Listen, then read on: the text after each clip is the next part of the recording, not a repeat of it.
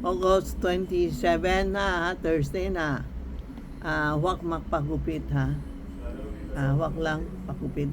Don't promise ha, pag nag-aalay tayo. Kasi sa Thursday, marami nagre-request kay Rena kung kaalay kami.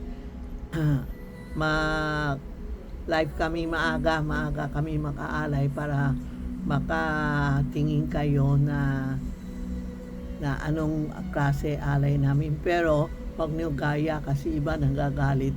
Hindi, bakit kami kagaya? Huwag kayo magaya sa amin kasi matagal na ako sa umping. Matagal na ako nag-aalay. Every year nagdak tuloy talaga kami. May alak ako, may bulak may sigalilyo, wag lang spaghetti ha. Don't promise anything ha. Mag-promise kayo sa pag nag-aalay kayo, wag kayo mag-promise na next year ha.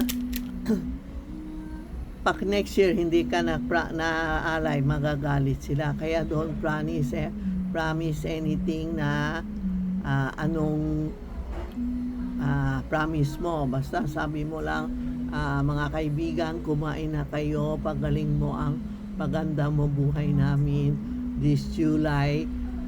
Wala kaming sakit, walang calamity, lahat ganun.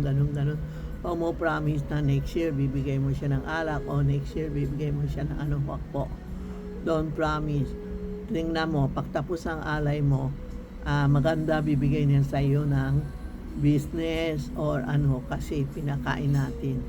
Okay? Wag tayo mag-promise, please lang.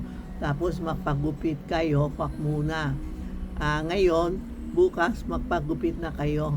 Wag lang yun Thursday maggugupit kasi Thursday is the biggest day na lahat na customer, lahat na temple, lahat na bahay nakaalay, ganun po. Kung may namatayan kayo, dinagay niyo sa bahay na picture, alay niyo parang mister ko. Sa 27 din ako makaalay ng mga favorite nila na niya. Alam mo mga alay, amoy lang nila yon. Pagtapos, pwede na kayo kumain. Nakakatuwa mga customer, nakbibideo ako, dinalabas ko. Pero naktatanong pa din. Sinasabi ko na ganon. Tinatanong pa, kailan mag-aalay, hanggang what time. Video ko, ako nagsasalita alas 4, before alas 4. Tapos na ang alay. Diyan pa nagtatanong, ang dami nagtatanong, minsan hindi kami sasagot kasi matigas ulo kayo. Sinabi na sa video, panood nyo video, kaya nga gumawa ka ng video para sagutin na anong tinatanong nyo. Pero doon sa question, pareho din ang sinasabi ko.